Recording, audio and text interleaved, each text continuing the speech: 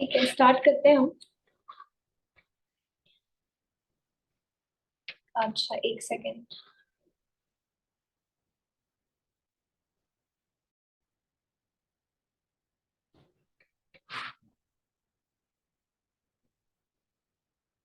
तो मैंने सबसे पहले आप लोगों को ग्रुप पे 16th एडिशन के हिसाब से फोटोज भेजे हैं। ठीक है, तो फोटोज मैंने आपको भेजे हैं और मैंने साइड बाय साइड आपको पार्ट की 27th एडिशन से पिक्स शेयर की है, क्योंकि जो इम्यूनाइजेशन शेड्यूल है वो पुरानी पार्ट में जो था वो 2010 का था। ठीक है, और जो अभी हमारा जो रिसेंट है 27th एडिशन में 2018 का रिवाइज इम्यूनाइजेशन शेड्यूल है, 2018 और 2020 का। ठीक है, तो इस वजह से ये फ्रेश है, इसमें अगर कुछ वैसे कोई खास इतने चेंजेस नहीं है, लेकिन तब भी हमें तो जो लेटेस्ट वाला है वही वाला पढ़ना है। ठीक है, बाकी उसके अंदर फील्ड और लाइव वैक्सीन में भी कुछ कुछ चेंजेस है, तो वो हम सब डिस्कस करेंगे आज। सबसे पहले शुरू करते हैं।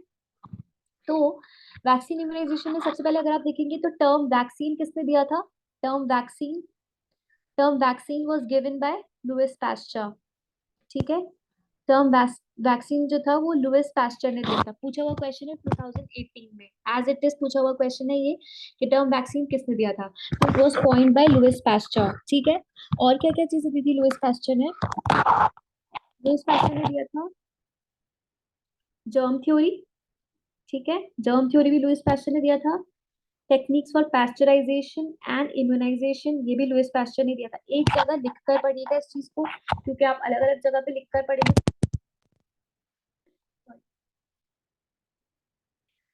जहाँ पे लुइस पास्चर के बारे में आ रहा है, तो जितनी भी उसकी डिस्कवरीज है वो सब आपको एक साथ पढ़नी है। ठीक है, तो टर्म वैक्सीन मैम जो है वो आवाज बहुत खड़बड़। आवाज पीछे से कुछ वो हो रहा है बहुत ज्यादा। किसी किसी का माइक ऑन है मैम। किसी का माइक ऑन है क्या? नहीं, माइक तो बंद है। अभी ठीक है आवाज? अभी क्लियर हाँ आ रही ठीक है? है। Ma'am okay. यस जी यस। मैम। तो इसके अंदर लुइस पास्चर, तो आपको लुइस पास्चर लिखना है, उसके बाद उसकी सारी डिस्कवरीज एक साथ लिखनी है। उसने टर्म वैक्सीन दिया था। ठीक है, जर्म थ्योरी दी थी, पास्चराइजेशन और स्टेरिलाइजेशन की टेक्निक दी थी। ठीक है, इसको ही लुइस पास्चर को ही हम क्या बोलते हैं? फादर ऑफ, माइक म्यूट कर लीजिए please. What is this? Father of bacteriology भी कहते हैं लुइस पास्चर को ही, हम फादर ऑफ बैक्टीरियोलॉजी भी कहते हैं। ठीक है, अच्छा, लुइस पास्चर ने एक और उसने तीन जो वैक्सीन है ना वो उसने डिस्कवर करे थे। तीन वैक्सीन के की डिस्कवरी भी लुइस पास्चर के थ्रू हुई थी। कौन कौन से? एक तो है कॉलेरा, एक है एंथ्रैक्स, एक है rabies. Cholera, anthrax and rabies. तो मैं इसको कैसे याद रखती हूँ, और मैंने सबको ऐसे याद करने को बोला है कि आप ऐसे याद रखिए कि CAR, कार। जो पास्चर है वो कार चलाता है। ठीक है, जो पास्चर है लुइस पास्चर वो कार चलाता था। यानी कि इसका मतलब क्या हुआ, जो पास्चर है उसने कौन कौन सी वैक्सीन के बारे में बताया? कॉलेरा के बारे में बताया, एंथ्रैक्स के बारे में, रेबीज के बारे में। ठीक है, ये तीनों उसकी डिस्कवरी थी। माइक किसका अनम्यूट है? उसके बाद नेक्स्ट आता है हमारा, ये चीज हो गई। अब एक और चीज आती है, टर्म वैक्सीनेशन। ठीक है, टर्म वैक्सीनेशन किसने दिया था? टर्म वैक्सीनेशन, इस पे भी 2017 में क्वेश्चन आया हुआ है। ठीक है, टर्म वैक्सीन लुइस पास्चर ने दिया था, लेकिन वैक्सीनेशन किसने दिया था? तो टर्म वैक्सीनेशन जो था it was given by Edward Jenner. ठीक है, एडवर्ड जेनर ने टर्म वैक्सीनेशन दिया था। और उसके बाद इसकी इसमें एक और चीज आती है कि एडवर्ड जेनर जो था उसने सबसे पहला वैक्सीन कौन सा दिया था? सबसे पहला वैक्सीन उसने दिया था कौन सा? स्मॉल पॉक्स वैक्सीन दिया था उसने, which is the first vaccine to be discovered. ठीक है, small pox vaccine, first vaccine to be discovered by Edward Jenner. कौन से ईयर में हुआ था? क्वेश्चन ईयर पे आया था। कौन से ईयर में आया था क्वेश्चन, ये पूछा हुआ था कि Edward Jenner discovered small pox vaccine in which year. तो ईयर आया था, तो आपको ईयर भी याद रखना है। It was discovered in 1798। ठीक है, 1798 में स्मॉल पॉक्स वैक्सीन जो है वो एडवर्ड जेनर ने डिस्कवर किया था। अब इसको कैसे याद रखोगे, क्या होता है ना, जब आपको एग्जाम में ऑप्शंस दिखते हैं ना, 1798, 1978 अलग अलग करके दे देंगे आपको ऑप्शन, जो कहीं पे 1798 लिख देंगे किसी ऑप्शन में, तो अभी भी लोग आ रहे हैं, किसी ऑप्शन में 1798 दे देंगे, फिर कभी 1978 कर देंगे, या फिर उसको कुछ भी 1878 कर देंगे, कुछ भी इस तरीके से चेंज कर सकते हैं, ठीक है, ऑप्शंस के हिसाब से। तो आपको क्या कैसे याद रखना है, मतलब जैसे मैंने याद रखा था उस हिसाब से बता रही हूँ कि जो वैक्सीनेशन वाला क्वेश्चन है वो कौन से ईयर में आया था, 2017 में आया था, ठीक है, एआईपीजीटी 2017 में पूछा था ये क्वेश्चन। तो आपको याद रखना है कि 17 पहले आएगा, ठीक है, 2017 में पूछा था तो 17 पहले आएगा, यानी कि 1798 है ईयर, 1978 नहीं, ये हमेशा कंफ्यूजन हो जाता है, तो इस चीज को बहुत अच्छे से नोटिस रखी करिएगा। यार किसका माइक बार बार वो हो रहा है, अनम्यूट हो रहा है प्लीज, बार बार रिकॉर्डिंग में डिस्टरबेंस हो रही है। तो ये बात क्लियर हो गई आपको कि small pox vaccine was discovered in 1798। This is very bad.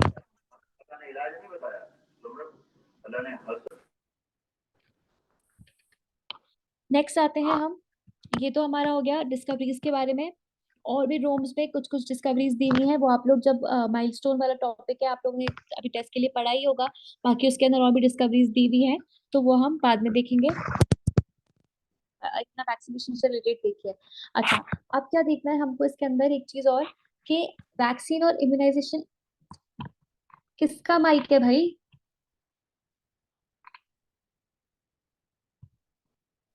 सब लोग प्लीज माइक म्यूट कर लीजिए अपने।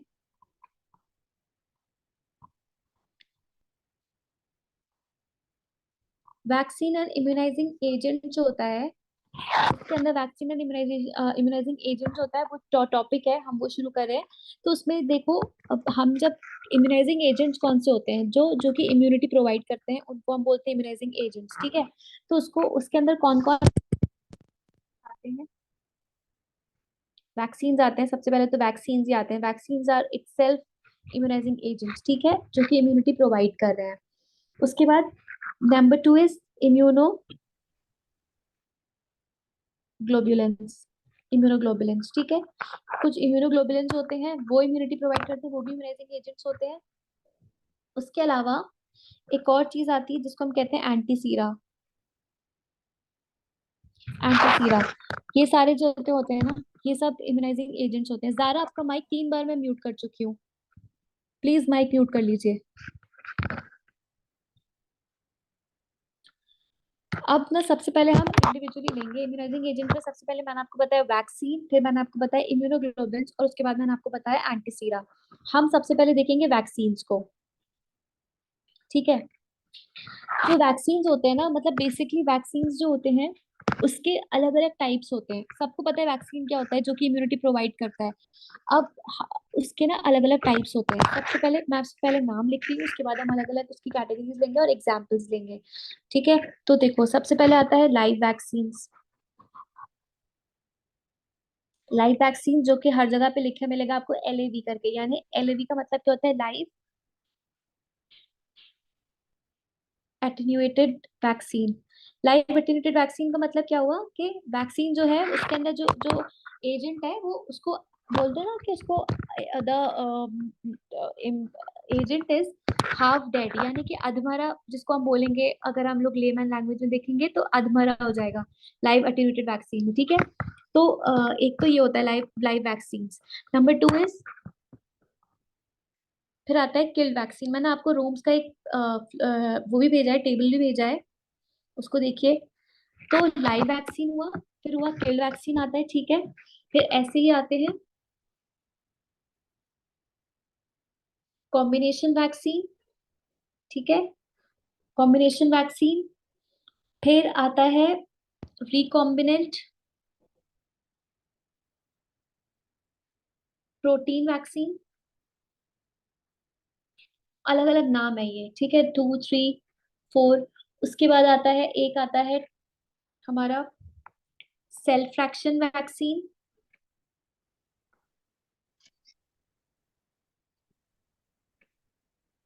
लोग आते जा रहे हैं, मैं सबको म्यूट करती जा रही हूँ, यही चल रहा है क्लास में आज। टाइम पे किसी को ज्वाइन नहीं करना। Vaccine, combination vaccine, recombinant vaccine, ठीक है। उसके बाद आता है सेल्फ एक्शन वैक्सीन। उसके बाद आता है, नेक्स्ट है हमारा, और भी अलग अलग कैटेगरीज आएंगे, ठीक है। एक है टॉक्सॉइड वैक्सीन,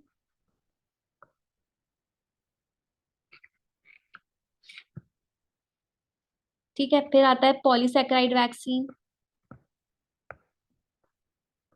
ये सारे जो है basically these are different types of vaccine. ये कैसे है, ये किस हिसाब से जो टाइप्स है, ये उसके प्रिपरेशन के हिसाब से टाइप्स है कि उसको कैसे प्रिपेयर किया जा रहा है। लाइव और किल्ड तो हमें समझ में आ रहा है कि लाइव इसलिए क्योंकि जो एजेंट है वो जो पॉजिटिव एजेंट है वो उसके अंदर जिंदा है, लेकिन जो किल्ड है उसके अंदर किल्ड है, ठीक है। ये उस किल्ड, उसकी वजह से किल्ड स्ट्रेन से प्रिपेयर हो रहा है वो। और बाकी और जो ये टॉक्सॉइड, पॉलीसैकेराइड और रिकॉम्बिनेंट, ये सारे उसकी प्रिपरेशन के बेसिस पे उसके नाम है, ठीक है। अब क्या करना है ना, हमें इंडिविजुअली देखना है। सबसे पहले आप देखिए किल्ड वैक्सीन का, सॉरी, सबसे पहले हम लाइव वैक्सीन देखेंगे।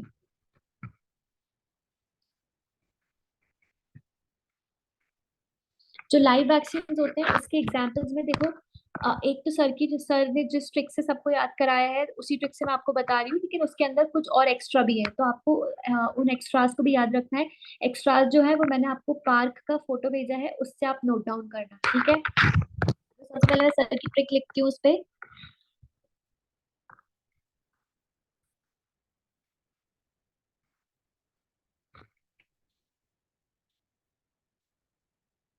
ठीक है, ऐसे एक वर्ड याद कर लो, बॉमर रिव्यूट करके। ये सिर्फ याद करने के हिसाब से बता रही हूँ कि आपको एक वर्ड याद रखना है, बॉमर रिव्यूट।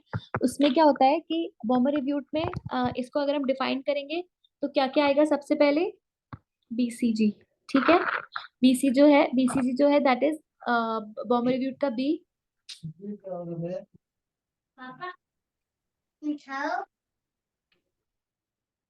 मुझे समझ में नहीं आता लोग माइक क्यों अनम्यूट करते हैं अपना। Next is Saba. Yes ma'am. आपका माइक कितनी बार म्यूट कर चुकी हूँ मैं?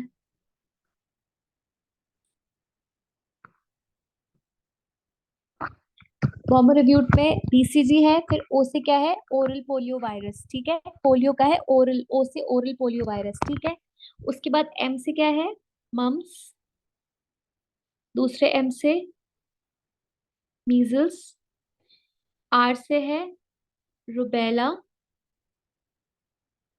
ठीक है, रुबेला। वी से क्या है, वैरिसेला। वाई से है येलो फीवर। टी से क्या है, टी से है टाइफॉइड, ठीक है। और टाइफॉइड का भी कौन सा, टाइफॉइड के अलग अलग टाइप्स हैं, ठीक है, उसके अलग अलग स्ट्रेन है, क्योंकि टाइफॉइड किल्ड में भी है, लाइव में भी है, तो आप लोगों को पता होना चाहिए टाइफॉइड का कौन सा स्ट्रेन है इसके अंदर। या नेक्स्ट उस पे लिखती हूँ, ये आप लोग ने लिख लिया। BCG, oral polio virus, mumps, measles, rubella, varicella, yellow fever, T से टाइफॉइड। टाइफॉइड कौन सा वाला, क्योंकि ना टाइफॉइड का भी क्वेश्चन आ सकता है कि टाइफॉइड जो है वो लाइव वैक्सीन होता है कि किल वैक्सीन होता है या दोनों। तो बोथ होता है वो, ठीक है। टाइफॉइड लाइव में भी आता है, किल्ड में भी आता है, ठीक है। तो ये टाइफॉइड का TY821 करके जो है वो लाइव वैक्सीन का एग्जाम्पल है। बट इतना डिटेल नहीं पूछते आपसे, आपसे सिर्फ पूछते हैं कि कौन से टाइप का वैक्सीन है, लाइव है कि किल्ड है, तो आपको एग्जाम्पल इस तरीके से याद होने चाहिए। तो देखो ये वाले तो हमने कवर कर लिए, अब कुछ कुछ छूट रहे हैं। जैसे कुछ कुछ पार्क के हिसाब से अगर हम देखेंगे तो कुछ कुछ छूट रहे हैं, जैसे एक बच रहा है क्या, रोटा वायरस। रोटा वायरस भी सब समझ रहे हैं मैं क्या बोल रही हूँ। ट्रिक में जितने आए उससे उतने बता दिए, लेकिन उसके अलावा कुछ जो एक्स्ट्रास पार्क में दिए मैं वो बता रही हूँ आप लोगों को, ठीक है। तो रोटा वायरस बच रहा था, ठीक है। उसके बाद एक है कॉलरा, कॉलरा भी मैम बच। हाँ, मैंने थोड़ा लेट ज्वाइन किया था ना, तो पेज नंबर बता दें प्लीज। पेज नंबर मैंने आपको भेजा है, उसके अंदर 583 पे दिए हुए हैं वैसे तो वैक्सीन। थैंक रोम्स यू के मैम। और पार्क, मैं आपको पार्क का बता रही हूँ। जो मैंने आपको एक एक टेबल भेजा है, टेबल नंबर 29 देखिए सब लोग, मैंने आपको फोटो भेजा है उसका। टेबल पार्क का जो फोटो भेजा है, टेबल 29, उसके अंदर दिया हुआ है सारे। तो मैंने आप लोगों को एक तो बॉमर रिव्यूड बताया, ठीक है। उसके बाद फिर है बॉमर रिव्यूड के बाद जो बच रहे हैं, तो उसमें एक रोटा वायरस बच रहा है, काम का जो है, रोटा वायरस पे पूछ सकते हैं। और दूसरा एक और कौन सा बच रहा है जो काम का है, कॉलेरा। देखो कॉलेरा में भी दो टाइप के आते हैं, कॉलेरा लाइव में भी दिखेगा आपको और किल्ड में भी दिखेगा, तो कॉलेरा की भी अलग अलग स्ट्रेन्स हैं। तो अब वो हम जब इन्फेक्शियस डिजीज पढ़ेंगे तो उसके एक एक स्ट्रेन पे फोकस करेंगे कौन सा वाला है। लेकिन अगर आपसे ऑप्शन में आता है, क्वेश्चन आता है कि following are the live vaccine, तो अगर उसके अंदर कॉलरा कॉलरा का ऑप्शन होता है, कॉलरा पे पूछते हैं कि लाइव है कि किल्ड है, तो और बोथ ऑप्शन में तो आप बोथ लगाओगे, क्योंकि पार्क में क्लियरली लिखा हुआ है कॉलरा और टाइफाइड दोनों लाइव भी होते हैं और किल्ड भी होते हैं, उनके अलग अलग स्ट्रेन होते हैं। ठीक है, ये बात क्लियर हो गई, समझ आ गई बात? किसी यस को कोई कंफ्यूजन तो नहीं है इसमें? ठीक। उसके बाद नंबर 2 है हमारा, किल्ड वैक्सीन आता है। किल्ड वैक्सीन जो है, तो किल्ड वैक्सीन के लिए भी सर की एक ट्रिक है, लेकिन देखो जो ट्रिक है ना उसके अंदर थोड़े से चेंजेस है। क्यों? क्योंकि सर की जैसे अगर मैं आपको बताऊं, सर ने हमको ऐसे याद कराया था, JP मिर्च करके सर ने हमें याद कराया था, ठीक है। तो जे से क्या आता है, जापानीज एंसेफ्लाइटिस, ठीक है। उसके बाद है P से पर्टूसिस, M से, अभी लिखना मत आप लोग इसको, मैं चेंज करवाऊंगी, मेनिंजोकोकल। I से इंजेक्टेबल पोलियो वायरस, एक तो OPV था ओरल, और एक है इंजेक्टेबल पोलियो वायरस। फिर सी से क्या है, सी से है कॉलेरा, और H से क्या है, हेपेटाइटिस A, ठीक है। ये इस ट्रिक से सर ने हमें याद कराया था, हमेशा से सबको, 2-3 बैचेस जितने भी हैं सब सर ने इन्हीं ट्रिक से याद कराया। लेकिन पार्क में जब आप देखोगे ना, पार्क में जब आप देखोगे तो किल्ड वैक्सीन के एग्जाम्पल में मेनिंजोकोकल नहीं है, ठीक है। मेनिंजोकोकल जो है वो पॉलीसैकेराइड के एग्जाम्पल्स में है। हालांकि पॉलीसैकेराइड जो होता है वो भी किल्ड का ही टाइप है, यानी कि क्योंकि ऑफ कोर्स पॉलीसैकेराइड में, पॉलीसैकेराइड वैक्सीन का जो basically it is type of killed vaccine का ही टाइप होता है पॉलीसैकेराइड, लेकिन पार्क में उन्होंने उसको कैटेगरी में किस पे रखा है, किल्ड में रखा है, ठीक है। किल्ड में नहीं रखा, पॉलीसैकेराइड में रखा है मेनिंजोकोकल को। तो लेकिन एक बार कभी पहले कभी पूछा हुआ क्वेश्चन इसमें कि मेनिंजोकोकस जो है वो किल्ड होता है कि लाइव होता है या कौन सा होता है। तो अगर ऑप्शन में ये आता है मेनिंजोकोकल जो है वो किल्ड है, लाइव है, पॉलीसैकेराइड है, ऐसे करके ऑप्शन आता है, या नन, तो आप क्या लगाओगे, आप क्लियरली लगाओगे कि मेनिंजोकोकल जो है वो पॉलीसैकेराइड है, ठीक है। अगर ऑप्शन ऐसे आता है, अगर क्वेश्चन में ये पूछते हैं आपसे कि मेनिंजोकोकल किल्ड है, लाइव है, बोथ है या कुछ है, तो फिर आप, और पॉलीसैकेराइड ऑप्शन में नहीं दिया हुआ, अगर उस टाइम पे पॉलीसैकेराइड ऑप्शन में नहीं है तो फिर आप क्या लगाओगे, किल्ड लगाओगे। आगे बात समझ में, क्या बोला मैंने? मैंने ये बोला कि मेनिंजोकोकल जो है वो पॉलीसैकेराइड वैक्सीन के एग्जाम्पल में आता है, और पॉलीसैकेराइड जो होता है ना वो बेसिकली किल्ड का ही टाइप है। पर हमको क्या पढ़ना है, हमको जो डायरेक्ट क्लासिफिकेशन दिया हुआ है वो पढ़ना है। तो अगर क्वेश्चन में आपसे पूछते हैं कि मेनिंजोकोकल वैक्सीन किसका एग्जाम्पल है, और ऑप्शन में पॉलीसैकेराइड भी होता है और किल्ड भी होता है, तो आप पॉलीसैकेराइड लगाओगे, ठीक है। और अगर ऑप्शन में पॉलीसैकेराइड नहीं है, एक सेकेंड,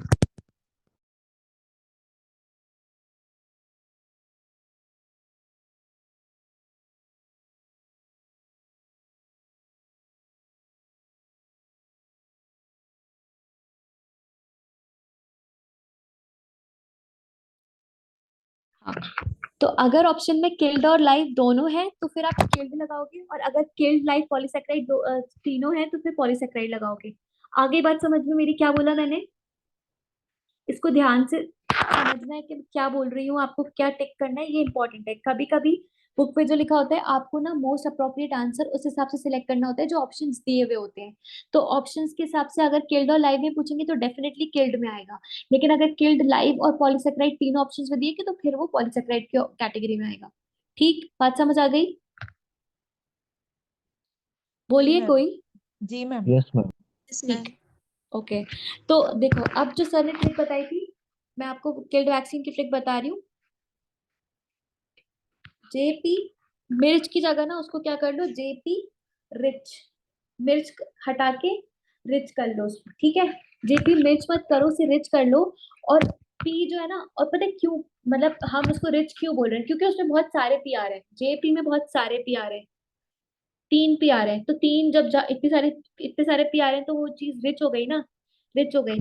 तो जेपी, जेपी क्या था, कोई इंसान था जो बहुत रिच था। अब मैं 3 पी क्यों बोल रही हूँ, क्यों, क्योंकि एक तो जापानीज जे जो है वो जापानीज इंसेफ्लाइटिस है, ठीक है, ये वाला जे जापानीज इंसेफ्लाइटिस है। एक पी क्या है, पर्टूसिस। एक पी क्या है, प्लेग, ठीक है। उसके बाद पे क्या है, अच्छा पी नहीं, अच्छा इसको आप हाँ सॉरी, तीसरा पी क्या है, पोलियो। पोलियो भी कौन सा, आईपीवी, ठीक है। बात समझ में आ रही है, मैं इसको फिर से लिखती हूँ। आपको किल्ड वैक्सीन की ट्रिक क्या है, जेपी अब वो रिच हो गया है, मिर्च से रिच हो गया है। जे मतलब जापानीज इंसेफ्लाइटिस, पी मतलब पर्टूसिस, प्लेग, पोलियो, और पोलियो भी कौन सा, इंजेक्टेबल वाला, ठीक है, यानी कि जो आईपीवी होता है। आर से क्या है हमारा, आर से है रेबीज। आई से क्या है, इन्फ्लुएंजा। सी से क्या है, कॉलेरा। एच से क्या है, हेपेटाइटिस ए, ठीक है, एच से हेपेटाइटिस ए है। अब एक चीज यहाँ पे ये बात समझ में आ गई आपको, तो जेपी क्या था, जेपी कोई रिच इंसान था, वो किल, उसको किसी ने मार डाला था, किल्ड हो गया था मार डाला मतलब क्या, किल्ड वैक्सीन के एग्जाम्पल है जेपी रिच। पी में 3 पी आ रहा है, pertussis, plague, polio, polio IPv वाला, ठीक। यहाँ तक क्लियर हुई बात। अब आपको एक चीज और ध्यान देनी है इसके अंदर, क्या होता है ना, जो हेपेटाइटिस के वायरस है, तो क्या होता है, प्रीवियस ईयर में क्वेश्चन आया था एक बार, अभी रिसेंट में ही पूछा हुआ है एनआईयू में क्वेश्चन है वो, कि किल्ड वैक्सीन की उन्होंने एग्जांपल्स दिए थे, किल्ड वैक्सीन के एग्जांपल्स पूछे थे, और उसके अंदर उन्होंने ऑप्शन में हेपेटाइटिस बी दिया था, ठीक है, हेपेटाइटिस बी दिया था। ऑप्शन में हेपेटाइटिस ए नहीं था, हेपेटाइटिस बी था, और वही करेक्ट आंसर दिया था। और ये जब आप सार्क देखोगे, अब वैसे तो देखने की जरूरत नहीं है, लेकिन सार्क में भी क्लियरली लिखा हुआ है, किल्ड वैक्सीन के टाइप में ही आता है, कौन सा, हेपेटाइटिस बी। पर क्या है, पार्क ने उसको क्या माना है, पार्क में क्लियरली लिखा हुआ है कि हेपेटाइटिस ए जो होता है वो किल्ड में आता है, ठीक है। और हेपेटाइटिस बी किसका एग्जाम्पल है, it is an example of recombinant vaccine का एग्जाम्पल होता है हेपेटाइटिस बी। अब क्या होता है ना, मैंने अभी आपको बताया, जो जैसे ये जो टाइप्स होते हैं ना, जैसे पॉलीसेकेराइड हो गया, टॉक्सॉइड हो गया, रिकॉम्बिनेंट हो गया, ये सब on the basis of preparation है, ये प्रिपरेशन के हिसाब से हमने इनको कैटेगरीज दी है, ठीक है। तो जो रिकॉम्बिनेंट होता है वो भी बेसिकली किसका एग्जाम्पल हुआ, वो किल्ड का ही एग्जाम्पल होता है, ठीक है, वो किल्ड का ही एग्जाम्पल होता है। लेकिन पार्क में उसको उन्होंने अलग कैटेगरी में दे रखा है, किल्ड के एग्जाम्पल में हेपेटाइटिस ए का एग्जाम्पल है, और रिकॉम्बिनेंट किसके एग्जाम्पल में आ रहा है, हेपेटाइटिस बी, ठीक है। रिकॉम्बिनेंट का एग्जाम्पल क्या है, हेपेटाइटिस बी। प्रीवियस ईयर में क्या पूछा था उन्होंने, प्रीवियस ईयर में उन्होंने हेपेटाइटिस बी को क्या माना था, किल्ड बोला था, ठीक है। क्यों, क्योंकि वहां पे ऑप्शन में रिकॉम्बिनेंट नहीं था। बात समझ में आ रही है मैं क्या बोल रही हूँ,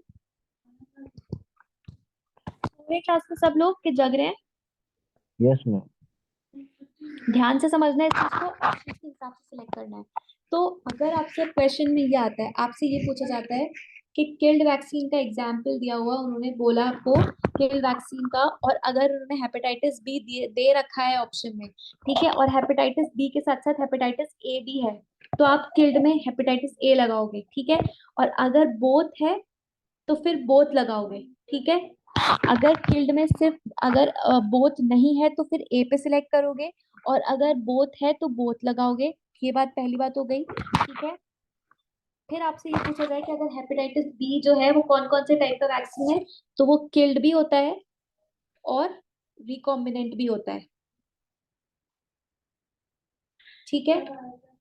ऑप्शन के हिसाब से सिलेक्ट करना है, बात बस इतनी है, क्योंकि रिकॉम्बिनेंट जो है वो बेसिकली किल्ड वैक्सीन का ही एग्जाम्पल है, ठीक है। पर आपको जैसे जो पॉलीसैकेराइड है वो किल्ड का ही एग्जाम्पल है, लेकिन जो जो पार्क ने जो क्लियर कट जो कैटेगरी दे रखी है हम उसी के हिसाब से याद करेंगे।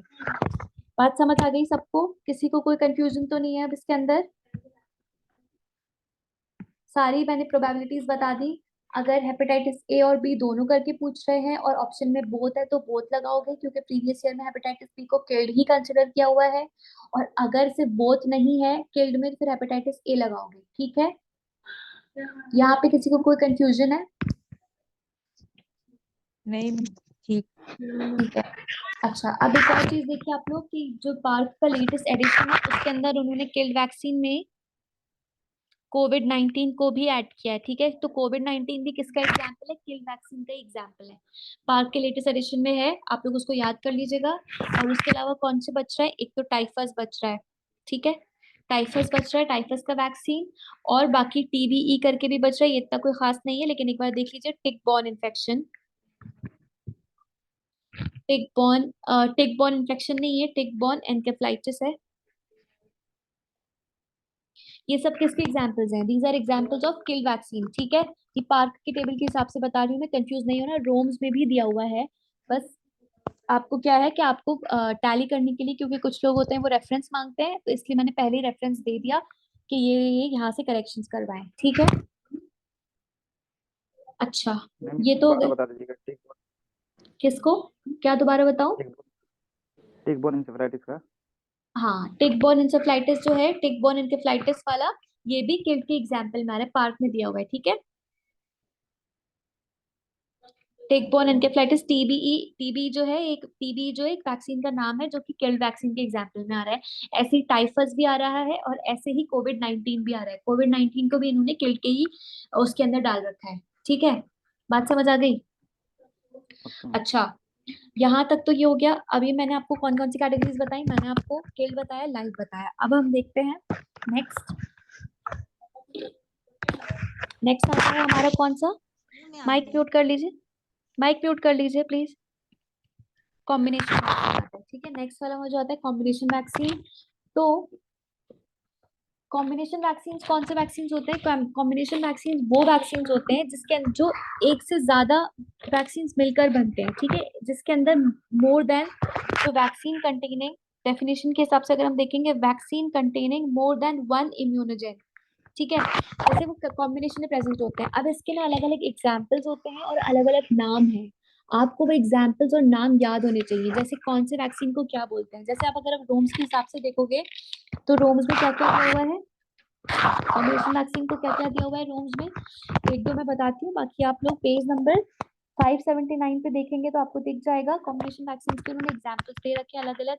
सबसे पहले तो आप देखिए कि जैसे डी टी डब्ल्यू और पी है। ठीक है, डी टी डब्ल्यू और पी। तो ये क्या है? डी डिप्थीरिया के लिए है। ठीक है, T for tetanus and P is whole cell pertussis. ठीक है, तो ये एक कैटेगरी हो गई। डी टी डब्ल्यू पी कौन सा वैक्सीन है? ये कॉम्बिनेशन वैक्सीन का, क्योंकि इसके अंदर more than one immunogen involve है, यानी डिप्थीरिया के लिए भी है वो, टिटनस के लिए भी है और पर्टूसिस के लिए भी है। ठीक है, एक ही वैक्सीन में तीनों का इम्यूनोजन प्रेजेंट है। ठीक है, उसके बाद नेक्स्ट आता है, और जो इम्पोर्टेंट मैम ये इम्पोर्टेंट पी वाला क्या है? पी डब्ल्यू पी जहाँ पे भी आएगा that is whole cell pertussis. ठीक है, और कहीं कहीं पे आप देखोगे तो वहां पे आएगा ए और पी करके। ठीक है, that is acellular pertussis. अब वो उसकी डिटेल में नहीं जाना कि होल सेल पर्टूसिस क्या है, ए सेल्यूलर पर्टूसिस क्या है, वो सब हमारे काम की बात नहीं है। वो जब आप लोग पीएसएम से, जिनको भी पीएसएम में इंटरेस्ट है उसमें एमडी करेंगे, वो उसमें पढ़ेंगे इंशाल्लाह। आपको सिर्फ क्या करना है, W P is whole cell pertussis, A P is acellular pertussis. ठीक है, यहाँ तक बात क्लियर हो गई सबको? अब माइक बहुत ज्यादा खबर कर रहा है आपका। क्यों ऐसा क्यों हो रहा है? मैं तो बिल्कुल सीधी बैठी हुई हूँ। एक मिनट। मैम हेडफोन यूज करेंगे ना, उसके वजह से हो रहा है। हाँ, मैम आप हेडफोन यूज करेंगे ना, वो हेडफोन की आवाज है। अच्छा एक मिनट रुको, मैं उसे एडजस्ट करती हूँ।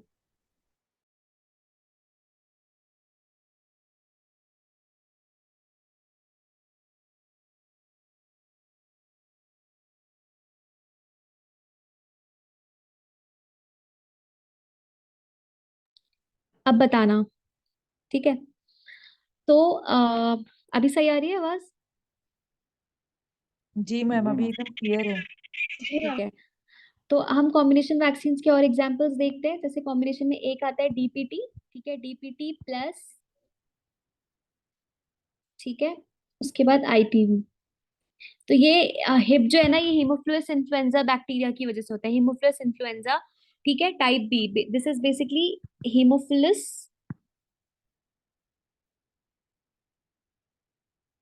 इन्फ्लुएंजा टाइप बी, ठीक है, उसका है ये type B, haemophilus influenza type B का है ये। और इसके अंदर आपको क्या करना है, आपको इसकी कैटेगरी याद रखनी है। अगर आपसे पूछेंगे कि डीपीटी, एचआईवी और आईपीवी वैक्सीन का नाम क्या है, तो इसको हम क्या बोलते हैं? इसको हम बोलते हैं पेंटैक्सिम वैक्सीन। रोम्स में दिया हुआ है, आपको सिर्फ याद याद करना है इसको।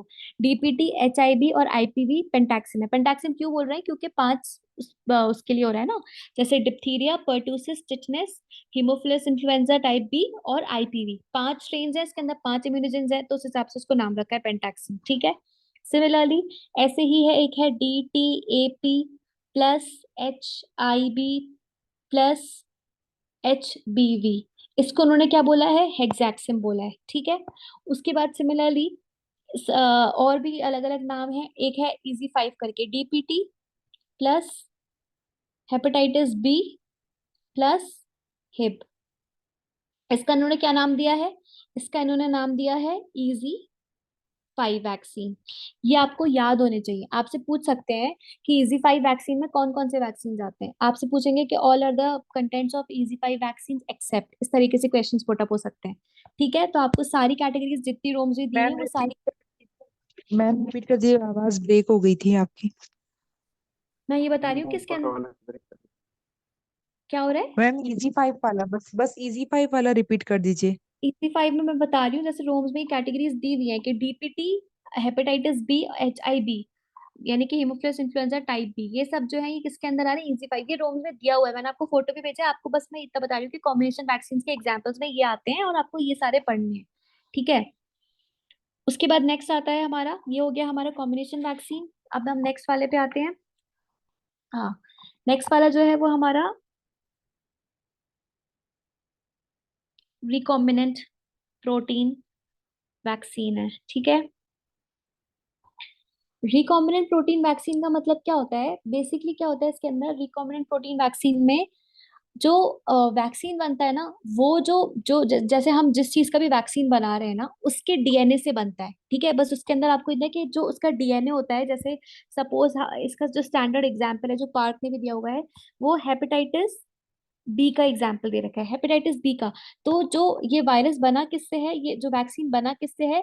ये जो एचबीवी वायरस होता है ना, हेपेटाइटिस बी का जो वायरस होता है ना, उसके डीएनए से उसको कल्चर करा के, डीएनए को कल्चर करवा के बनाया है, ठीक है? तो इस वजह से उसको बोलते हैं रिकॉम्बिनेंट प्रोटीन वैक्सीन। और इसका स्टैंडर्ड एग्जाम्पल क्या है? इसका स्टैंडर्ड एग्जाम्पल जो है वो आपको मिलेगा हेपेटाइटिस बी है, ठीक है? ये याद रखने वाला पॉइंट है, सब इसको अच्छे से याद रखिएगा कि रिकॉम्बिनेंट वैक्सीन का स्टैंडर्ड एग्जाम्पल हेपेटाइटिस बी है, पार्ट में दिया हुआ है, ठीक है? बाकी मैम और भी। बता दीजिए। हाँ इजी 5 के पहले बताया था ना आपने एग्जाम। हाँ, वो सारे आप देखो ना, जो रोम्स है ना उसके अंदर दिए हुए हैं सारे, ठीक है? रोम्स के अंदर मैम दिए। ये तो 5 हो रहे हैं ना। क्या पांच हो रहे हैं? वो तो उन्होंने नाम दे रखा है। के अंदर क्या आता है? टी टी ए पी, ठीक है? डिप्थीरिया, टिटनेस, ए सेलुलर पर्टूसिस को उन्होंने, एक तो पर्टूसिस होता है, फिर एक ए सेलुलर पर्टूसिस है। तो मे बी इन्होंने उसको दो कंसिडर किया हो, क्योंकि पर्टूसिस प्लेन भी होता है, पर्टूसिस डब्ल्यू भी होता है, पर्टूसिस ए सेलुलर भी होता है, ठीक है? तो इस हिसाब से हो सकता है। प्लस उसके अंदर और क्या क्या है? एच आई बी प्लस, और क्या है? एच बी वी, ठीक है? तो इसका उन्होंने नाम दिया हेक्सैक्सिन। इस तरीके से उन्होंने नाम कंपोज किया। आपको सिर्फ कैटेगरीज याद रखनी है, उसकी डिटेल में नहीं जाना है, ठीक है? जी जो मैम। आप जो आपको डाउट हो रहा है वो ये हो रहा है ना कि पांच स्ट्रेन्स हैं, तो उन्होंने पर्टूसिस को दो हिसाब से काउंट करें, क्योंकि पर्टूसिस प्लेन भी होता है, सेल्यूलर भी होता है, होल सेल भी होता है, इस वजह से है वो, ठीक है? अच्छा, नेक्स्ट हम आते हैं, और भी अलग अलग टाइप के रिकॉम्बिनेंट वैक्सीन है। आपको रिकॉम्बिनेंट सॉरी कॉम्बिनेशन वैक्सीन है, वो आप याद करिएगा। फिर मैंने आपको रिकॉम्बिनेंट के बारे में बताया। रिकॉम्बिनेंट का standard example hepatitis B virus है, लेकिन रोम्स में वो सॉरी पार्क में और दिए हुए हैं, कौन कौन से दिए हुए, लाइम्स डिजीज करके दिया हुआ है, एचपीवी दिया हुआ है, कोविड-19 भी दिया हुआ है।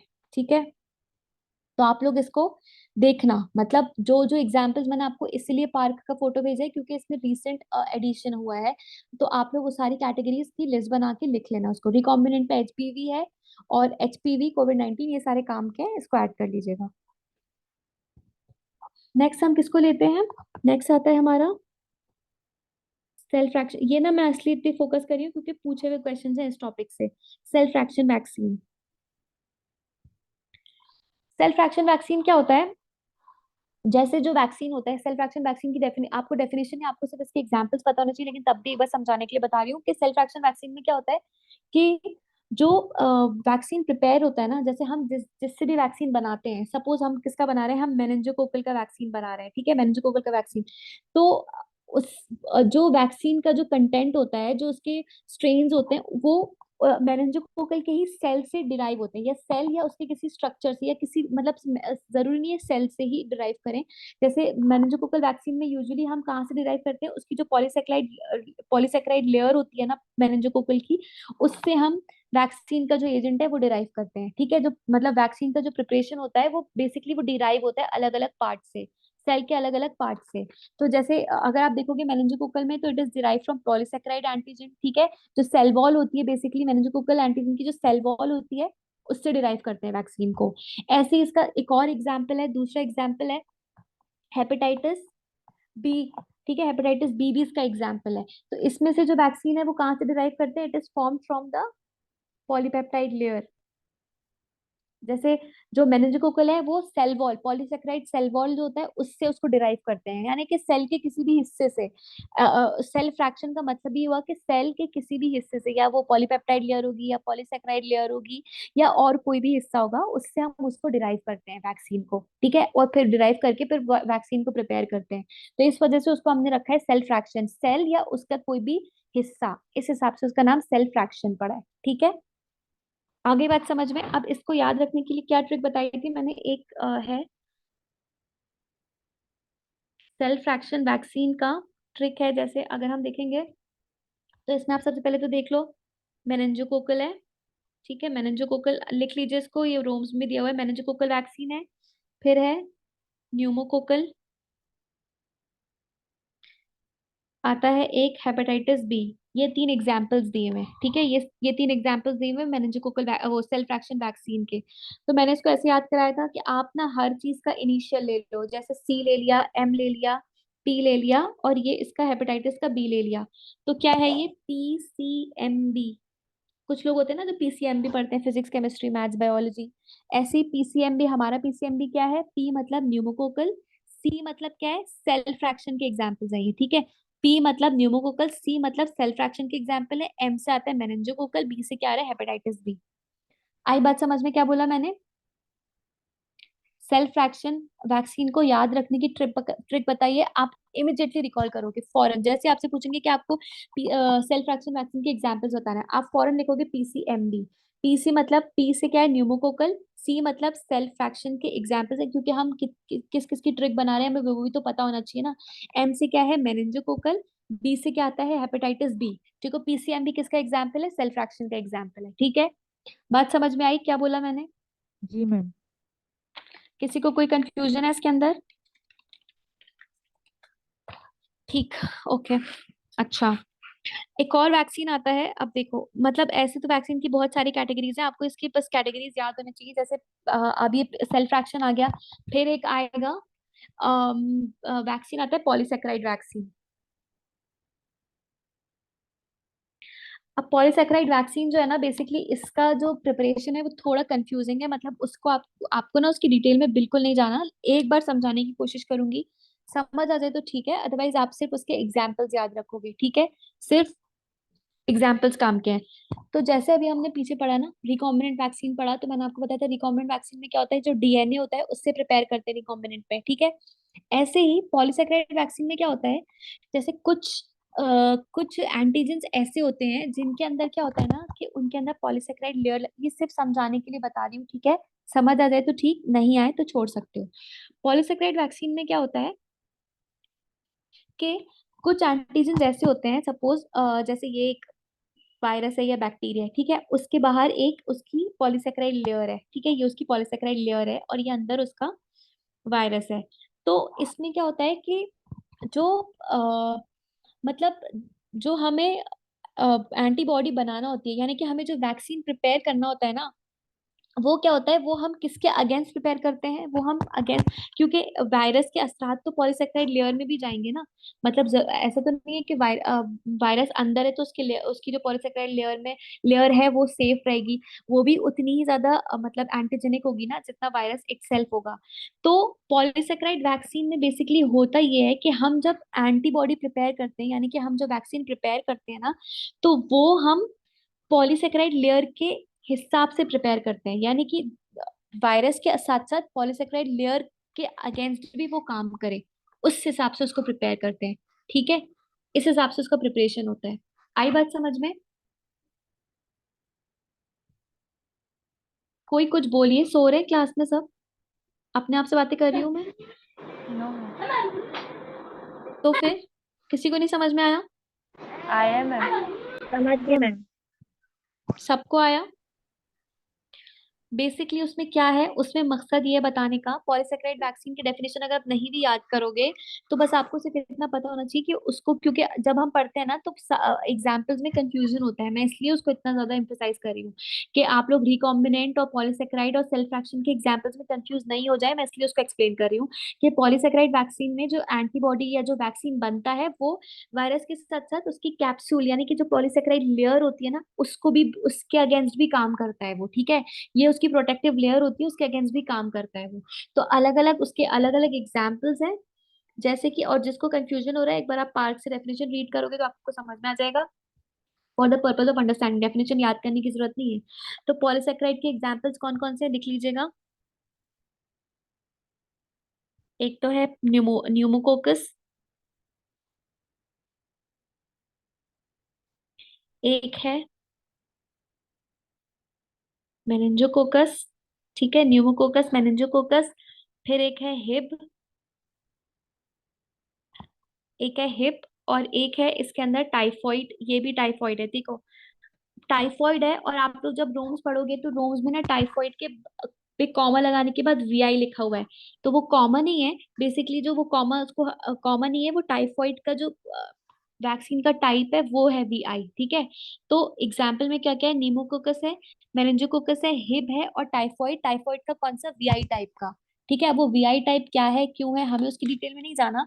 आपको बस इतना होना चाहिए कि पता होना चाहिए कि जो पॉलीसेकेराइड के एग्जाम्पल है उसके अंदर आप लोग रोम्स में उसको देखना कि उन्होंने टाइफॉइड के बाद कॉमा लगा दिया, तो वो अलग अलग, वीआई और टाइफॉइड अलग अलग नहीं है, वो एक ही है, टाइफॉइड वीआई एक ही टर्म है, ठीक है?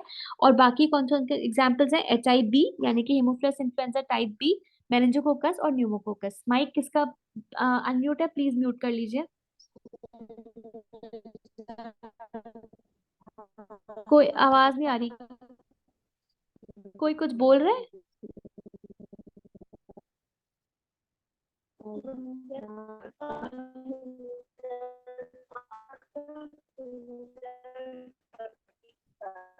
ये क्या, आप लोगों को आवाज आ रही है मेरी? यस मैम, आ रही है। आ रही है आ रही है। अच्छा, ठीक। तो ये बात समझ में आ गई, पॉलीसेकेराइड समझ में आ गया। उसके बाद नेक्स्ट कैटेगरी देखिए, माइक अब म्यूट कर लीजिए सब लोग। एक नेक्स्ट कैटेगरी आती है टॉक्सॉइड की, ठीक है?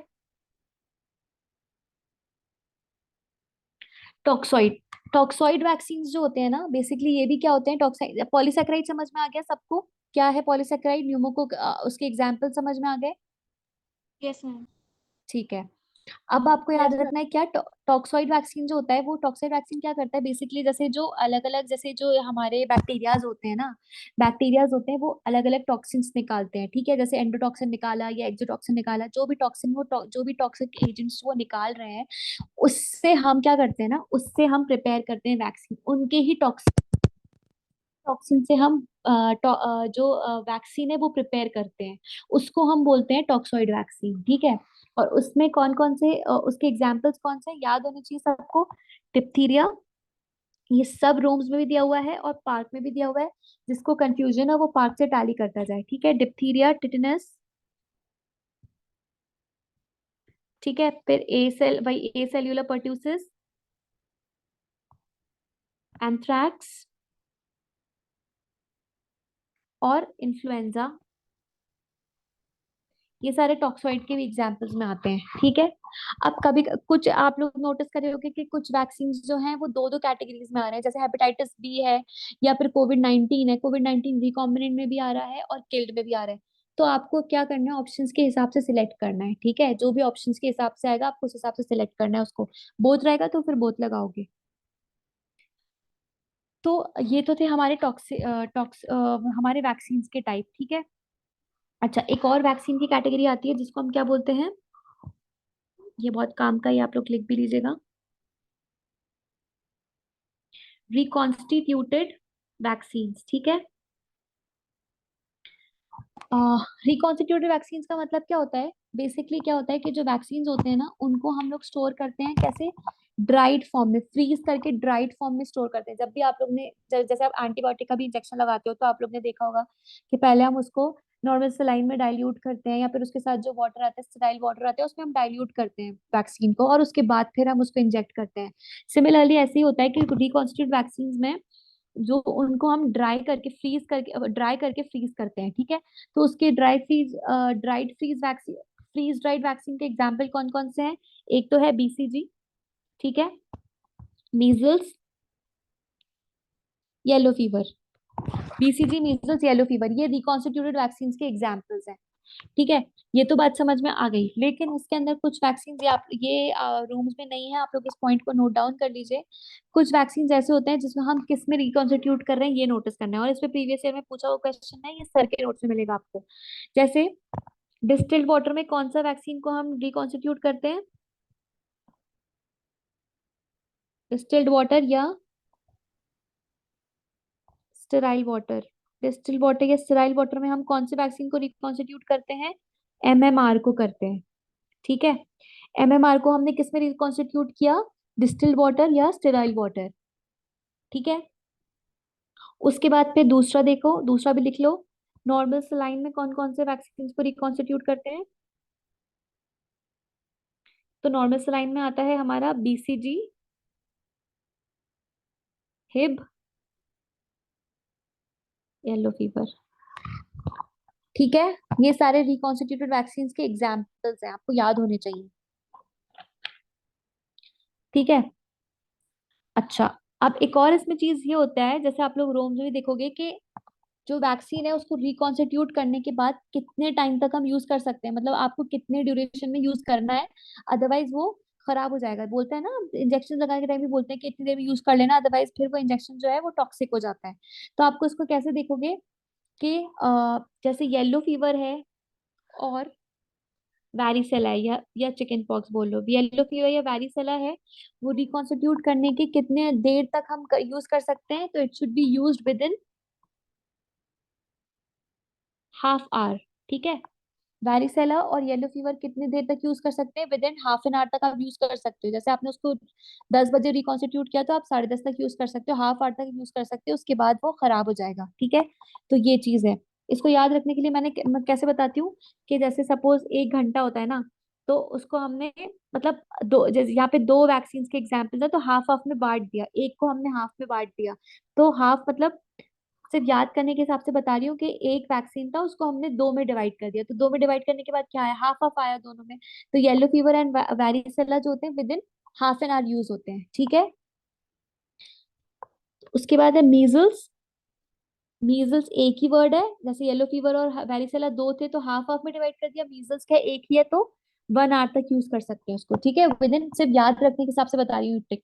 तो measles should be use within 1 hour, ठीक। फिर जापानीज एंसेफ्लाइटिस, कितने वर्ड्स हैं, सो रहे क्लास में सब लोग, 2 words. दो वर्ड्स हैं, तो कितनी देर तक कितने उसमें यूज करेंगे उसको, विद इन 2 आवर्स, रिकॉन्स्टिट्यूशन के कितनी देर तक यूज कर सकते हैं? It should be use within 2 hours, ठीक है। ऐसे येलो फीवर और varicella half hour, measles 1 hour, Japanese encephalitis 2 hours, ठीक। उसके बाद बीसीजी कितने लेटर्स हैं? 3। तो it should be use within 3 hours, ठीक है। ये क्या हुआ है? आगे बात समझ में यहाँ तक?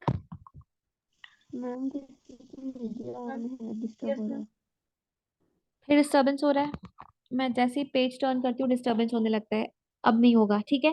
तो बीसीजी हो गया, बीसीजी 3 आवर्स तक है, जापानीज इंसेफ्लाइटिस 2 आवर्स तक है, उसके बाद मीजल्स 1 आवर, और येलो फीवर और वैरिसेला जो है वो हाफ आवर, उसको हाफ हाफ में डिवाइड कर दिया। तो इस तरीके से इसको याद रखना आप लोग। नेक्स्ट हम आते हैं किस पे? ये तो हमारे हो गए इम्यूनाइजिंग एजेंट, ठीक।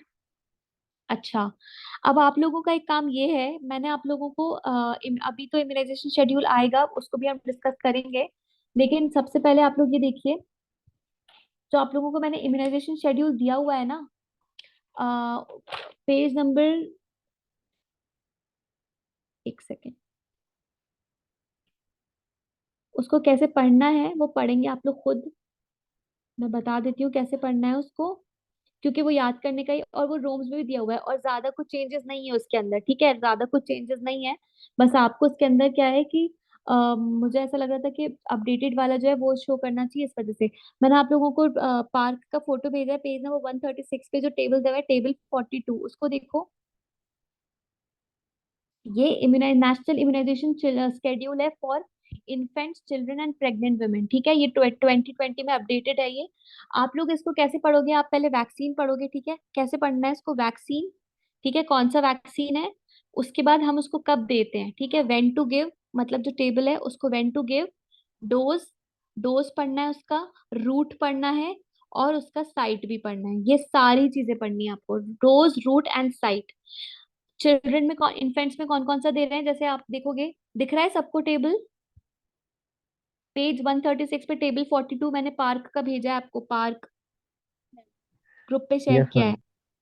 तो उसमें आप देखोगे, सबसे पहले आप इन्फेंट्स का देखो। इन्फेंट्स में हम क्या दे रहे हैं? बीसीजी दे रहे हैं, ठीक है, बीसीजी दे रहे हैं। बीसीजी कब देते हैं? हम एट बर्थ देते हैं, ठीक है, एट बर्थ या फिर as early as possible till 1 year of age. अगर किसी को बर्थ पे बीसीजी नहीं मिला है तो आप 1 साल तक कभी भी दे सकते हो, जब मिला है फौरन आप उसको दे दो, ठीक है, 1 ईयर ऑफ एज तक, ठीक है। डोज क्या होता है उसका? उसका डोज है 0.1 ml, याद रखने वाला है, ये सारी चीजें याद रखनी, पूछते हैं इस पे। डोज उसका 0.1 ml है। रूट कैसा है? इंट्राडर्मल, ठीक है, इंट्राडर्मल रूट है उसका। साइड क्या है? लेफ्ट अपर आर्म पे देते हैं, ठीक है।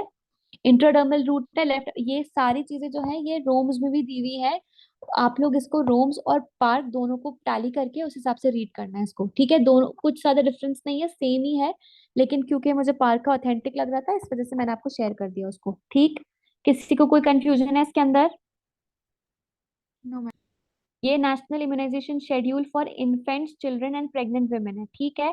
उसके बाद आप लोग देखोगे नेक्स्ट पेज नंबर 43 पे देखिए, सॉरी टेबल नंबर 43 देखिए, पेज 137 मैंने भेजा हुआ है फोटो, पेज 137 है, टेबल 43। वो WHO का रिकमेंडेशन है, ठीक है, WHO का रिकमेंडेशन है इम्यूनाइजेशन फॉर चिल्ड्रन के लिए, ठीक है।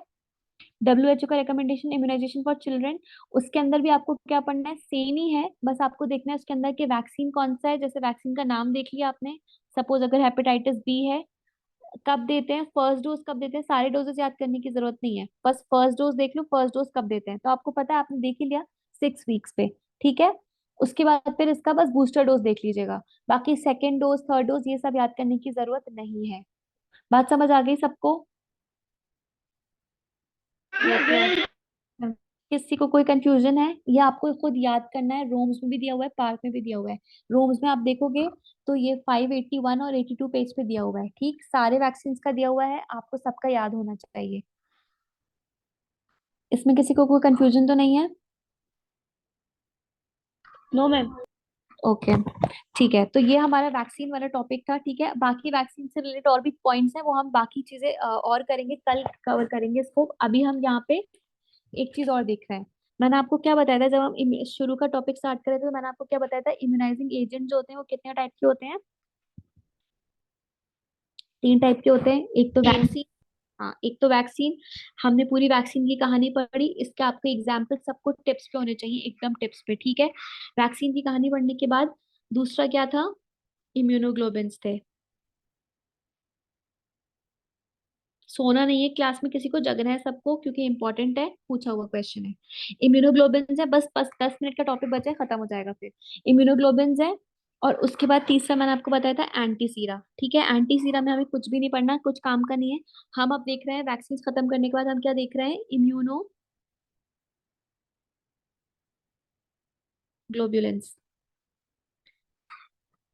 तो इम्यूनोग्लोबुलेंस आप सबको पता ही है कि इम्यूनोग्लोबुलेंस क्या होते हैं, जो हमारी मतलब हमारी बॉडी खुद इनको प्रोड्यूस करती है, मतलब ये एक तरीके के प्रोटीन्स होते हैं जो कि हमारी बॉडी खुद प्रोड्यूस करती है। और ये कितनी कैटेगरीज होती है इसकी, इसकी 5 कैटेगरीज होती हैं, ठीक है। इम्यूनोग्लोबिन्स की कितनी कैटेगरीज होती है, 5। कौन कौन से इम्यूनोग्लोबिन्स होते हैं हमारी बॉडी में, IgG, A, IgG, M, AIGA, E, IgM, D, IgE, D। ठीक है। हाँ, 5 होती है, गेम्ड करके याद कर लो, गेम्ड यानी कि GAMED, 5 कैटेगरीज होती है इम्यूनोग्लोबिन्स के। तो इन 5 कैटेगरीज में आपको सबके बस एक एक, ज्यादा ज्यादा नहीं पढ़ना है इसमें, बस एक एक पॉइंट पढ़ना है इससे रिलेटेड, क्योंकि काम का है, तो एक एक पॉइंट इसके अंदर पढ़ना है। जैसे सबसे पहला पॉइंट नोट करो कि ये आपको रोम्स में नहीं मिलेगा, ये आपको नोट नोट करना है, ठीक है। आप पूछा हुआ क्वेश्चन है। IgG जो होता है ना, उसकी क्या खासियत होती है, IgG जो होता है, it can cross the placenta. Pioneer solve करोगे, ये वाला क्वेश्चन मिल जाएगा, ठीक है। प्रीवियस ईयर में पूछा हुआ क्वेश्चन है ये, बिल्कुल बहुत इंपॉर्टेंट है, हर कभी पूछते हैं ये वाले क्वेश्चंस, ऑप से भी पुट अप हो सकते हैं और PSM से भी हो सकते हैं, क्योंकि वैक्सीन का टॉपिक PSM में और ऑप से भी प्लेसेंटा प्लेसेंटा आता है, तो उसी से रिलेटेड है। तो इस वजह से आपको पता होना चाहिए कि which antibody, which immunoglobin can cross the placenta. तो IgG जो होता है वो प्लेसेंटा को क्रॉस कर देता है, ठीक है। ऐसे याद कर लो। PG, PG करने के लिए क्रॉस करना पड़ता है ना, हमें एग्जाम क्रॉस करना पड़ता है, यानी कि प्लेसेंटा को कौन क्रॉस करता है, G करता है, ठीक है। PG करने के लिए हमें एग्जाम क्रॉस करना पड़ता है, ऐसे ही प्लेसेंटा को कौन क्रॉस करता है, IgG। ठीक, सिर्फ याद करने के हिसाब से बता रही हूँ, PG एक वर्ड बना लो, कभी भी नहीं भूलोगे, वरना एग्जाम में हमेशा कंफ्यूजन होता है, हमेशा, ठीक मैम है। जैनब मैम ने बताया था जी फॉर ग्रेविटा। हाँ, मैम जैनब मैम ने बताया था कि जी फॉर ग्रेविटा होता है, मतलब ऐसे याद करना चाहिए कि ग्रेविटा हो अच्छा, जाता है। ओके, हाँ, जैसा भी याद करना है वो तो मैं तो वो PSM की उन्होंने आपको उस हिसाब से बताया होगा, मैंने आपको इसकी PSM के हिसाब से बताया, अब जैसे भी याद हो जाए। जिसको ये भी अच्छा है, PG, G फॉर ग्रेविडा, तो प्लेसेंटा और ग्रेविडा ये भी ठीक है, ठीक है, इस हिसाब से याद कर लो बस। नेक्स्ट आता है आपका IgM, ठीक है। चलो पहले IgA देखेंगे, पहले IG, क्योंकि आप उस सीक्वेंस से याद रखो ताकि आपको सारी कैटेगरीज याद रखें, याद रहे। IgA के बारे में खास बात ये है कि ये क्या होता है, it is present in the, ये कहीं पे भी नहीं लिखा रोम्स में, ठीक है, आपको एक जगह लिखना है इसको, प्रेजेंट इन बॉडी सेक्रीशंस। ये बॉडी सेक्रीशन में प्रेजेंट होती है, जैसे कि किसके अंदर, टीयर्स में, कोलोस्ट्रम, कोलोस्ट्रम मिल्क हो गया उसके अंदर, इन सब में ये प्रेजेंट होती है, ठीक है। तो हमारे टीयर्स में प्रेजेंट है, कोलोस्ट्रम है, और भी जो मेरे ख्याल से सेक्रीशंस होते हैं, स्वेट वगैरह, उनमें भी होता होगा। तो मेनली आपको बस इतना पता होना है कि आपसे पूछ सकते हैं कि कौन सा इम्यूनोग्लोबिन है जो सेक्रीशन में प्रेजेंट होता है, तो IgA जो होता है वो प्रेजेंट होता है, ठीक है। उसके बाद नेक्स्ट हमारा आता है IgM। IgM जो होता है, IgM क्या होता है, ये भी होता है, इस पहली बात तो इसकी दो सिग्निफिकेंस है, एक तो ये कि अगर ये ब्लड में प्रेजेंट होता है तो it indicates what, it indicates if it is present in blood, it indicates, sorry, recent infection, ठीक है। रीसेंट इन्फेक्शन को बताता है अगर ये ब्लड में प्रेजेंट होता है। दूसरी चीज क्या है, ये जो होता है, ये बहुत ये पूछा हुआ क्वेश्चन है कि ये वाला जो इम्यूनोग्लोबिन है, ये फीटस खुद प्रोड्यूस करता है, ठीक है।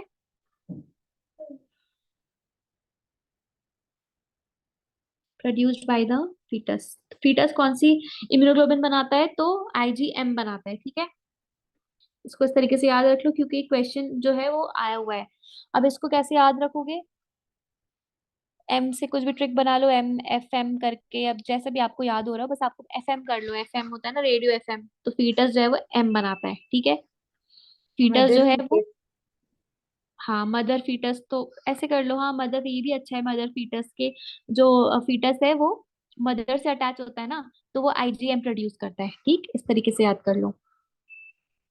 उसके बाद नेक्स्ट हमारा आता है आईजीई। आईजीजी जो होता है उसके अंदर क्या होता है, आईजीजी जो होता है उसके अंदर एक चीज ये होता है कि सबसे पहले बात तो ये सबको पता है कि एलर्जिक रिएक्शंस में बढ़ता है। ठीक है, इसका जो लेवल है ये एलर्जिक रिएक्शंस में रेज हो जाता है। और कभी कभी क्या होता है, कुछ अक्यूट अटैक्स होते हैं, कुछ अक्यूट हाइपर सेंसिटिव अटैक्स होते हैं, जिसके अंदर क्या होता है, ये इतना ज्यादा बढ़ जाता है कि इसका कॉन्सेंट्रेशन भी हमें हमें जो सेक्रीशन होता है ना, बॉडी सेक्रीशन होता है, उसमें मिलने लगता है। ठीक है, नॉर्मली बॉडी सेक्रीशन में नहीं मिलता, लेकिन कुछ हाइपर सेंसिटिव रिएक्शंस होते हैं जिसके अंदर इसका कॉन्सेंट्रेशन बहुत ज्यादा बढ़ जाता है, तो ये हमें बॉडी बॉडी उसके अंदर मिलने को, बॉडी सेक्रीशन में इसका कॉन्सेंट्रेशन बढ़ जाता है हाइपर सेंसिटिव रिएक्शंस में। ठीक है, वो इतना कोई सिग्निफिकेंट पॉइंट नहीं है। इसमें एक और सिग्निफिकेंट पॉइंट ये है कि जो हेलमिंथ इन्फेक्शन होता है, हेलमिंथ इन्फेक्शन में भी आईजीई का लेवल जो है वो बढ़ जाता है। ठीक है, उसके बाद नेक्स्ट कौन सी कैटेगरी आती है, सो रहे हैं क्लास में सब के जग रहे हैं, आईजीडी। ठीक है, आईजीडी, आईजीडी के बारे में हमें कुछ खास नहीं पढ़ना। आईजीडी बस जो है वो होता है, बस इतना ही है उसके अंदर। अब बस एक लास्ट चीज बची है 2 मिनट की, वो भी देख लो, फिर हमारा ये टॉपिक। ये तो इम्यूनोग्लोबिन हमारी बॉडी में नॉर्मली प्रेजेंट होते हैं। ठीक है, ये वाले इम्यूनोग्लोबिन हमारी बॉडी में नॉर्मली हमारी बॉडी बनाती है, लिवर सिंथेसाइज करता है इनको। लेकिन क्या होता है, for the purpose of immunity, vaccination के लिए हम करते हैं ना एक्टिव इम्यूनाइजेशन, पैसिव इम्यूनाइजेशन, वो कल के टॉपिक में आएगा, एक्टिव इम्यूनाइजेशन, पैसिव इम्यूनाइजेशन।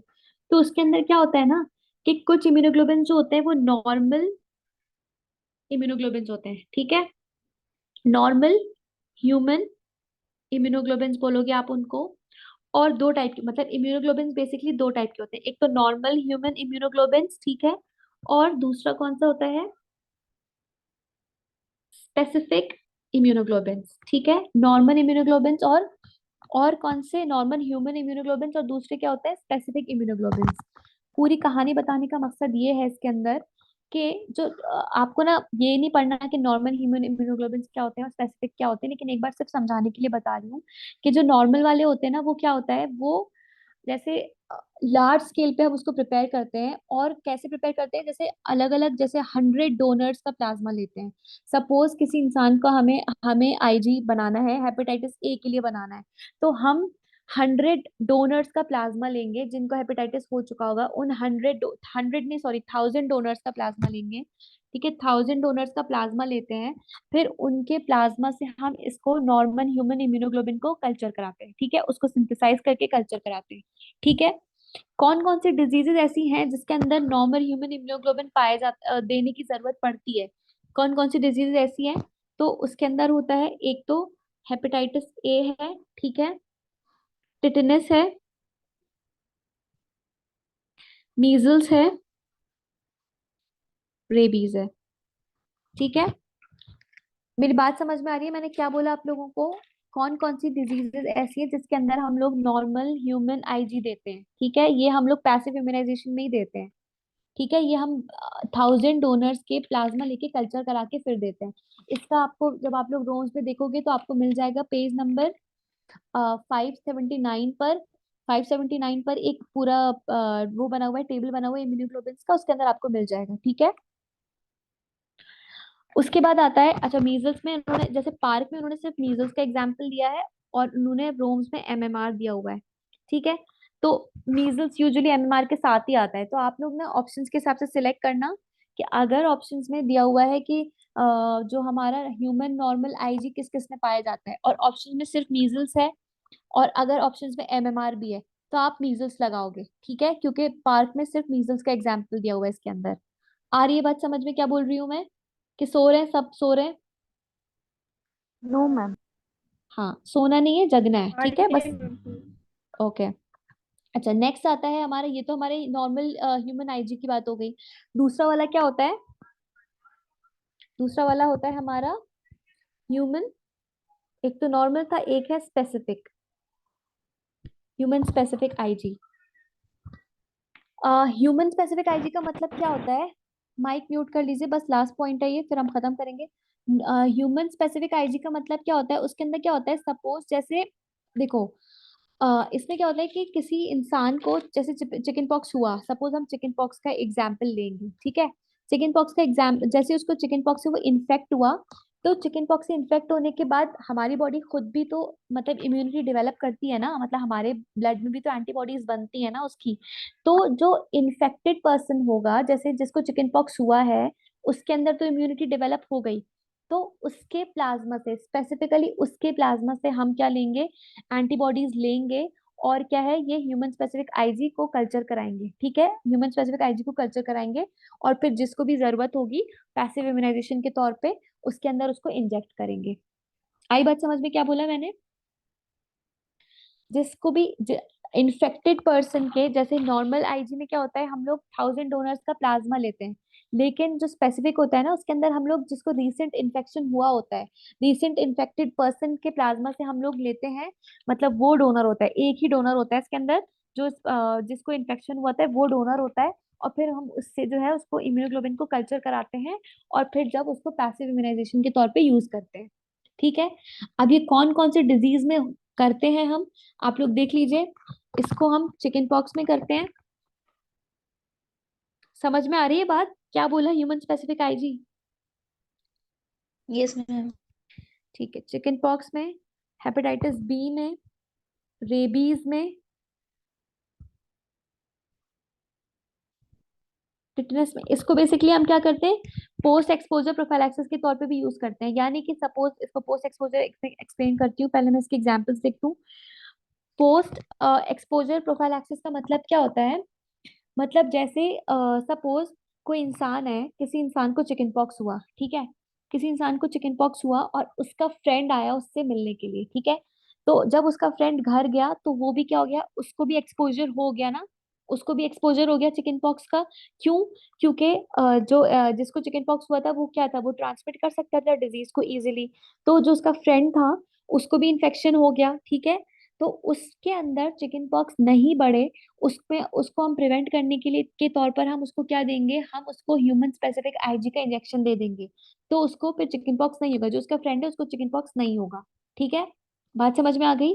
तो उसको हम बोलते हैं पोस्ट एक्सपोजर प्रोफाइलैक्सिस, यानी एक्सपोजर होने के बाद हमने डिजीज को प्रिवेंट करना चाहा, तो एक्सपोजर तो हो गया था, वो अपने फ्रेंड से मिलने गया, तो जिसको चिकन पॉक्स है उससे मिलने गया, तो उसको एक्सपोजर तो हो गया, लेकिन उसके अंदर डिजीज डेवलप ना हो, तो हमने क्या किया, विद इन 72 आवर्स उसको इंजेक्शन दे दिया, नॉर्मल ह्यूमन वो स्पेसिफिक आईजी का, स्पेसिफिक इम्यूनोग्लोबिन का, तो फिर अब उसको अंदर इन्फेक्शन नहीं होगा, ठीक है।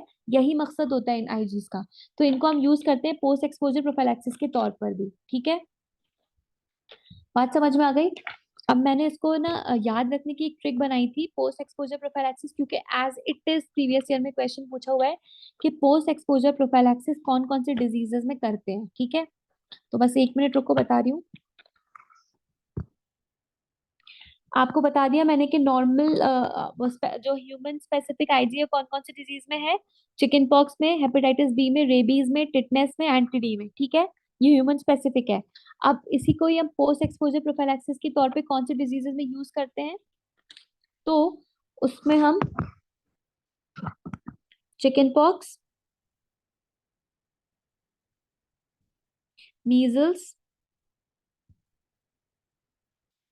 Hepatitis B and tetanus, as it is पूछा हुआ है, रोज में आपको टेबल मिलेगा, पेज नंबर 748 पे ये टेबल दिया हुआ है, ठीक है, 748 पे टेबल दिया हुआ है कि पोस्ट एक्सपोजर प्रोफाइलैक्सिस कौन कौन सी डिजीज में करते हैं।